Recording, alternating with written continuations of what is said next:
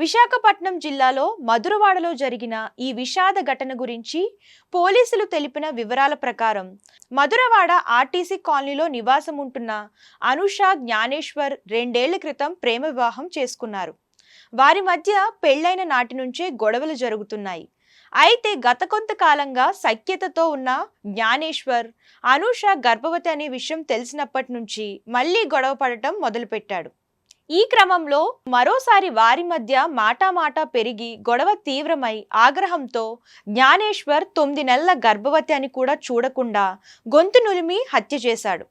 ఇంట్లో వాళ్లకు ఫోన్ చేసి తన భార్యకు అనారోగ్యంగా ఉందని చెప్పడంతో వారు హుటాహుటిన ఇంటికి చేరుకొని ఆసుపత్రికి తరలించగా అప్పటికే ఆమె మృతి చెందినట్లు వైద్యులు ధృవీకరించారు. అయితే శిక్ష తప్పదని భావించిన నిందితుడు పోలీసుల ఎదుట లొంగిపోయాడు. జ్ఞానేశ్వర్ను అదుపులోకి తీసుకున్న పోలీసులు కేసు నమోదు చేసుకుని విచారణ జరుపుతున్నారు. అనుష తల్లి విశాఖ 4వ పట్టణ పోలీసుల ముందు నిందితుడికి ఉరిశిక్ష విధించాలని కోరారు.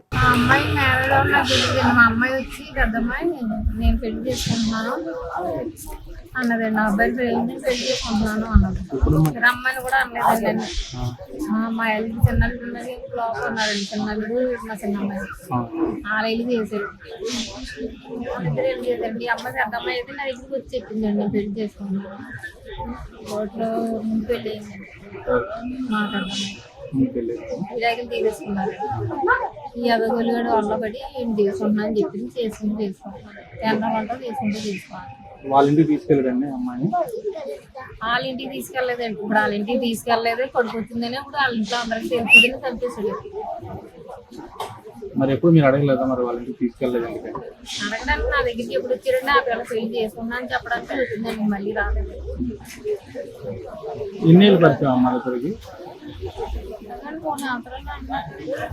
నాకు తెలియదు. నేను 3 సంవత్సరాలు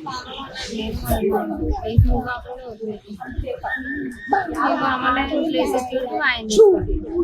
ఏమైందమ్మా అసలు? నా మనవరాలు గర్భిణి. అవునమ్మా. ఎన్ని మంత్స్ గర్భిణి? ఎన్ని నెలలు గర్భిణి? 9 నెలలు పూర్తి అయిపోయాయి. రేపు ఆపరేషన్.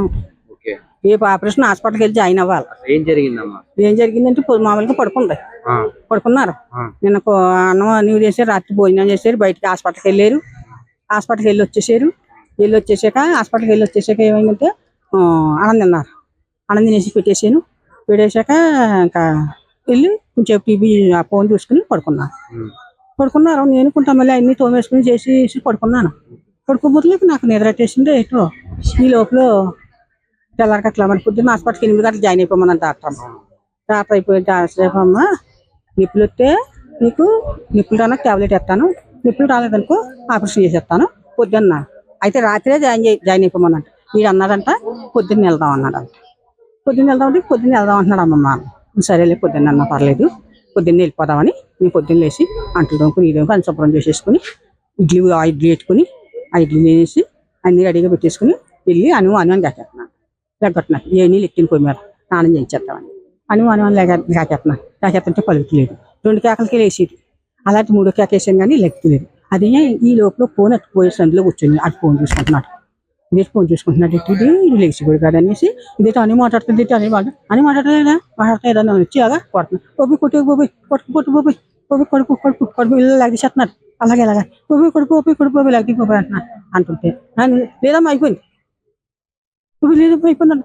అంటున్నావా అని వచ్చి నెత్తున్నారు బాధేసుకుని ఆమెసి ఫోన్ చేసి డాక్టర్ గారికి ఫోన్ చేసి అంటే లేదమ్మా లేదు అయిపోయింది అనేసి అంటున్నాడు. ఏం జరిగిందమ్మా అసలు?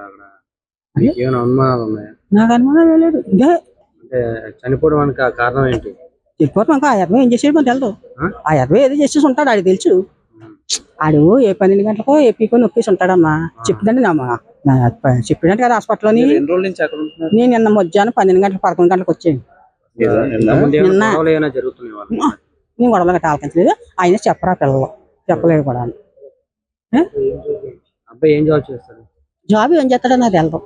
ఎక్కడ మిషిరెడ్డిలో జాబ్ ఏదో పెట్టాడంట. ఎక్కడో చేస్తాడంట ఉద్యోగం ఏదో 60,000 ఎంత వస్తాయంట. ఎక్కడో ఉంటారంట. నాకు తెలుసు. వాళ్ళకే తెలుసు, దానికే తెలుసు. పెళ్లి 2 సంవత్సరాలు అయింది కదా. వాళ్ళ తల్లిదండ్రులు ఎక్కడ ఉంటారో తెలీదా? పెళ్లి 2 సంవత్సరాలు అయింది. ఎన్నాళ్ళైంది నాకు వెళ్దామా. 2 సంవత్సరాలు ఎక్కువ తెలిసిందే.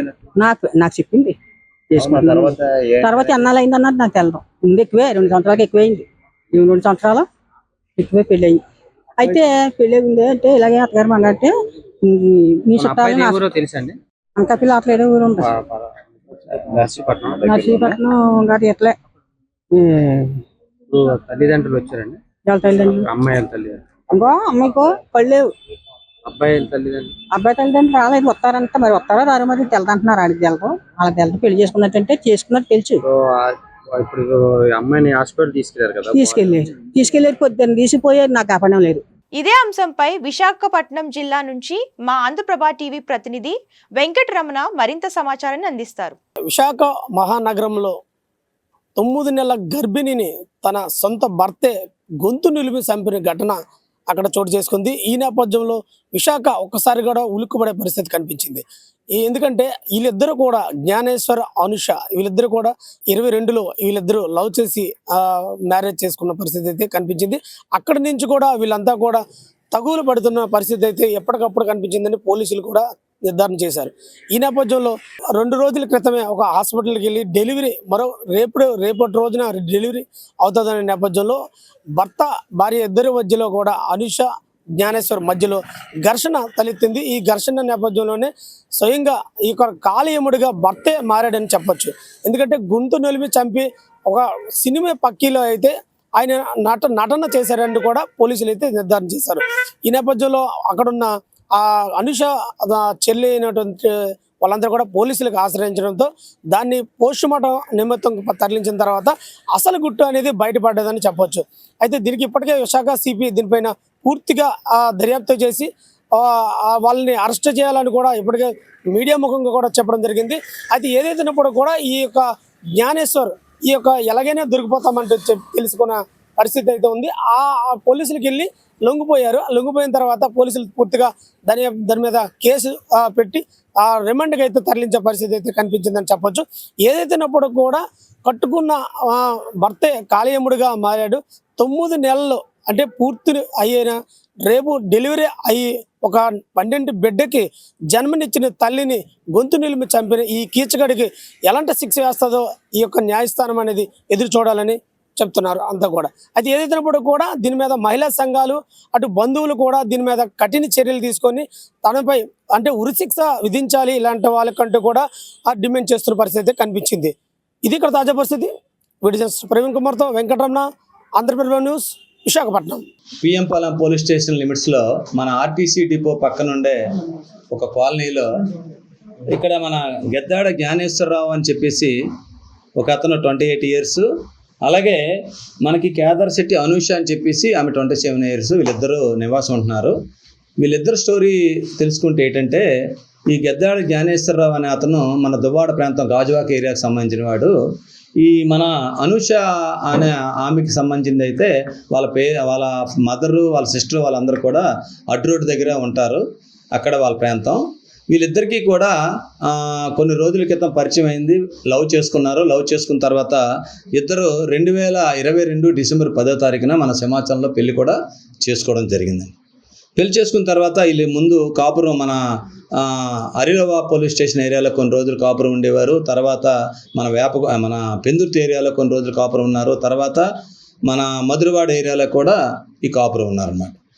ఈ క్రమంలో ఉండేటప్పుడు ఈ మధ్యకాలంలో అతను యాక్చువల్గా ఏం చేస్తుంటే జ్ఞానేశ్వరరావు మన హిందుస్థాన్ స్కౌట్స్ అండ్ గైడ్స్ అనే ఆర్గనైజేషన్లో ఈయన పనిచేస్తుంటాడండి. వాళ్ళకందరికీ కూడా ఈయన దగ్గర కొంతమంది టీం ఉన్నారు. ఈ టీంతో పాటు ఈ స్కూల్స్లో ట్రైనింగ్ అది ఇవ్వడం, అది చేయడం, స్కౌట్స్ని తయారు చేయడం అది చేస్తుంటాడు. ఈ విధంగా లైఫ్ లీడ్ చేస్తున్నాడు. ఈ విధంగా అమ్మాయితోటి ఈ విధంగా లవ్ చేసుకొని పెళ్లి చేసుకొని కాపురం ఉంటున్నాడు అనమాట. ఈ విధంగా ఉండేటప్పుడు అమ్మాయికి ప్రెగ్నెన్సీ వచ్చింది. అమ్మాయికి ప్రెగ్నెన్సీ అవుతుంటప్పుడు ఈ మధ్యకాలంలో ఈ అమ్మాయి తాలూకా సిస్టర్ వాళ్ళ ఫ్యామిలీ మెంబర్ చెప్పడం ఏంటంటే ఆయన వదిలించుకోవాలని చెప్పి కొన్ని రోజుల నుంచి ప్రయత్నం చేస్తున్నాడండి. ఆ మధ్యకాలంలో తనకి ఏదో క్యాన్సర్ వచ్చింది, కొన్ని రోజుల్లో చనిపోతాడని డాక్టర్ చెప్పాడు. అనవసరం నీ జీవితం పోద్ది, నువ్వు మీ పేరెంట్స్ దగ్గరికి వెళ్ళిపో, నన్ను విడిచిపెట్టి అన్నట్టు అన్నాడంటే ఈ అమ్మాయి ఒప్పుకోలేదంట. వాళ్ళ సిస్టర్ వాళ్ళకి ఫోన్ చేసి చెప్పిందట. ఫోన్ చేసి చెప్పి ఎలాగైనా ఉంటే జీవితం నీతోటే ఉంటానో అటువంటిది ఎప్పుడు జరగదని చెప్పి ఒక 1 year ముందు జరిగిందట. తర్వాత ఒక 5 నెలలు 6 నెలల ముందు కూడా ఇంకొక డ్రామా ఎలాగంటే మా పేరెంట్స్కి తెలియదు మనం పెళ్లి చేసుకున్నట్టు, వాళ్ళు బతకనెవరు, నన్ను బతకనెవరు, నిన్ను బతకనెవరు, ఎందుకు గొడవలు, మన ఇద్దరం డైవర్స్ తీసుకుందాం అని చెప్తే ఆ విషయం కూడా ఈ పాప చనిపోయిన అమ్మాయి అనూస అమ్మాయి యాక్సెప్ట్ చేయలేదు. ఇలాగ క్రమంలో ఉన్నప్పుడు అమ్మాయి ప్రెగ్నెన్సీ వచ్చింది. ఇప్పుడు 9th మంత్. యాక్చువల్గా నిన్న మన రెయిన్బో హాస్పిటల్లో అడ్మిట్ అవ్వాలి. ఆమెకు ట్రీట్మెంట్ చేస్తున్న డాక్టర్ సుధా గారు అని చెప్పేసి ఆమె ట్రీట్మెంట్ చేస్తున్నారు. నిన్న క్లినిక్ కూడా నిన్న సాయంత్రం 7 గంటలప్పుడు ఈమె తీసుకొని ఆ డాక్టర్ గారు చూపించారంట. డాక్టర్ గారు జాయిన్ అయిపో బాబు ఇమీడియట్గా అంటే, ఇవాళ ఆదివారం అని రేపు జాయిన్ అవుతామని చెప్పేసి ఈ అమ్మాయి వాళ్ళ సిస్టర్ కాల్కి రాత్రి 11 గంటల వరకు స్టేటస్ పెట్టడం, ఫోన్ చేయడం కూడా ఆ అమ్మాయి చేసిందనమాట. చేసిన తర్వాత వాళ్ళు బాగానే ఉన్నారనుకున్నారు. ఇవాళ ఆదివారం ఉదయం జాయిన్ అవుతారు. నిన్న ఈ అమ్మాయికి ఇలాగా డెలివరీ టైం వచ్చిందని చెప్పేసి హెల్ప్ కోసం అని చెప్పేసి ఈ అనూష వాళ్ళ అమ్మమ్మ గారిని వాళ్ళ సిస్టర్ వాళ్ళ మదర్ వాళ్ళందరూ పంపిస్తారు. నిన్న అన్నపూర్ణమ్మ గారు అనుకుంటా వాళ్ళ మదర్ అమ్మమ్మ పేరు. ఆమె నిన్న 11 గంటలకు వచ్చారు. 10 గంటలకు వచ్చిన తర్వాత నిన్న ఆమె ఫుడ్ ప్రిపేర్ చేశారు. ఫుడ్ ప్రిపేర్ చేసిన తర్వాత చనిపోయిన అనూష ఆమె భర్త జ్ఞానేశ్వర్ ఇద్దరు లంచ్ చేశారు. తర్వాత ఏమో సాయంత్రం కూడా వాళ్ళు ఈవినింగ్ అలాగా తిరగడానికి వెళ్ళారంట. 4 గంటలకి 6:30 7 వరకు తిరిగి వచ్చారు. వచ్చిన తర్వాత కొంతసేపు ఉండి మళ్ళీ క్లినిక్ అని మళ్ళీ వెళ్ళారు. మళ్ళీ 9 గంటలకు వచ్చి భోజనం చేసి ఇద్దరు కూడా తినేసి పడుకున్నారట. ఉదయం హాస్పిటల్కి అడ్మిట్ అవ్వాలి కదని వాళ్ళ అమ్మమ్మ వేగం పడుకోండి, నేను పడుకుంటానని చెప్పి ఆమె వేరే గదిలో పడుకున్నారు. లేచి చూసి అన్ని పనులు చేసి హాస్పిటల్కి వెళ్ళాలి కదా, రెడీ అవ్వాలి కానీ లేపిందంట అను అని. ఇతనేమో ఆ పక్కన ఎక్కడో ఫోన్ చూసుకున్నాడట. లేపితే లెగట్లేదు, కదలట్లేదు. డేడి బాబు అను కదలట్లేదు, లెగట్లేదు అమ్మ అనుకొని ఆ అబ్బాయిని పిలిపించి ఆ జ్ఞానేశ్వరం చెప్తే ఆయన కూడా లేపినట్టు నటించాడంట. లేపినట్టు నటించి లెగట్లేదు అమ్మ అనుకొని అప్పుడు కేకేస్తే కింద వాచ్మెన్ భార్య వాళ్ళు వస్తారు. వాళ్ళందరూ పట్టుకొని చేస్తే ఈయన ఎదురుగుంట మనకి మా గ్రేహౌన్స్లో పనిచేస్తున్న విజయ్ అని చెప్పి కిరణ్ అని చెప్పేసి ఇద్దరు పోలీస్ పర్సనల్స్ ఉంటారు. ఆ విజయ్ అనే ఆయనకి కారు ఉంటుంది. ఆ కారులో వీళ్ళందరూ తోడు పెట్టుకొని ఇలా ఫ్రెండ్స్ కూడా ఫోన్ చేస్తాడు అతను. ఆ ఫ్రెండ్స్ కూడా వస్తారు అతనికి. వీళ్ళందరూ వచ్చి హాస్పిటల్కి తీసుకెళ్తారు. ఫస్ట్ ఏంటంటే ఆమెను వాత్సల్య హాస్పిటల్కి తీసుకెళ్తారు. అక్కడ డాక్టర్ గారు ఎవరు ఉండరు. తర్వాత అక్కడ అంబులెన్స్లో ఎక్కిస్తారు. ముందు కారులో వెళ్ళిన తర్వాత అంబులెన్స్ నుంచి తర్వాత కీర్తన హాస్పిటల్కి తీసుకెళ్తారు. కీర్తన హాస్పిటల్ ఎవరు మెడికల్ డాక్టర్లు ఎవరు అవైలబుల్ లేకపోతే మనకి అరిలోవా కేర్ హాస్పిటల్ తీసుకెళ్తారు. అక్కడ డాక్టర్లు అడ్మిట్ చేసుకొని చెక్ చేసిన తర్వాత చనిపోయిందని చెప్తారనమాట.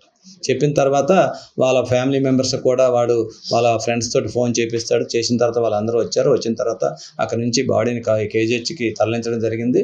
అక్కడ ఆయన్ని మన పోలీస్కి ఇంటిమేషన్ వచ్చిన వెంటనే వెళ్ళిన తర్వాత అక్కడ విషయాలని తెలుసుకున్న తర్వాత ఆయన అదుపులో తీసుకున్నాం. ఇప్పుడు వాళ్ళ సిస్టర్ వాళ్ళందరూ ఫ్యామిలీ మెంబర్స్ కంప్లైంట్ ఇస్తున్నారండి.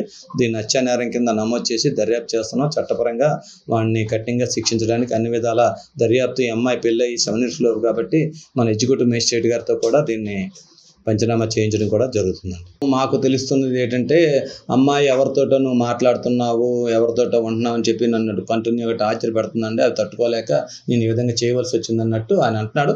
ఇంకా పూర్తిగా ఇంట్రాగేషన్లో మాకు ఫ్యాక్ట్స్ అన్నీ బయటపడతాయి. ప్రస్తుతానికైతే ఆయన థ్రోట్లింగ్ అనమాట. ఆయన చేతితోటి మెడపెట్టి అమ్మాయి 9th మంత్ అండి అడ్వాన్స్ ఈరోజు డెలివరీ అవ్వాలి. ఈ సిచ్యువేషన్లో ఆమె ఇంకా పెనుగులాటకి ఎక్కువ సౌట్ చేయడానికి ఎక్కువ ఆస్కారం లేదని మాకు అనిపిస్తుంది. వాళ్ళు కూడా అదే చెప్తున్నారు. ఆ అబ్బాయి కూడా అంటాం ఏంటంటే ఆమె 9th మంత్ ఉండడం వల్ల ఇంకా రెసిస్ట్ చేయలేకపోయింది సార్, నేను ఇంకా చేసేసాను అన్నట్టు అంటున్నాడు. కానీ ఇంకా ఫర్దర్ ఇంట్రాగేషన్లో డీటెయిల్స్ అన్ని తెలిస్తే ప్రజెంట్ ఇప్పటి వరకు తెలిసిన విషయాలు అయితే ఇవ్వండి.